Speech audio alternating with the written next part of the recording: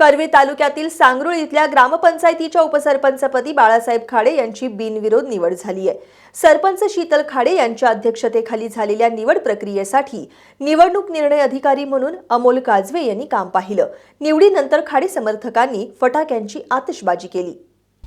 सांगरुळ ग्रामपंचायतीमध्ये गोकुळचे संचालक बाळासाहेब खाडे यांच्या गटाची सत्ता आहे। उपसरपंच पदासाठी प्रत्येकांना संधी देण्यासाठी 6 महिन्यांचा कालावधी ठरला होता। त्यानुसार विद्या चाबूक नाळे यांनी राजीनामा दिला।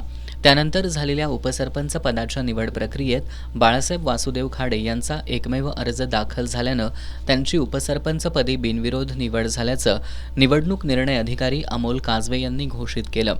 यावेळी रवींद्र खाडे, सुभाष सुतार, सचिन नाळे, शुभम खाडे, उज्ज्वला लोंढे, साक्षी मेहतर, मधुरा खाडे, गीतांजली कासोटे, रेशा अंबी, अश्विनी यादव, सुरेखा तोरसकर, सविता कांबळे उपस्थित होते।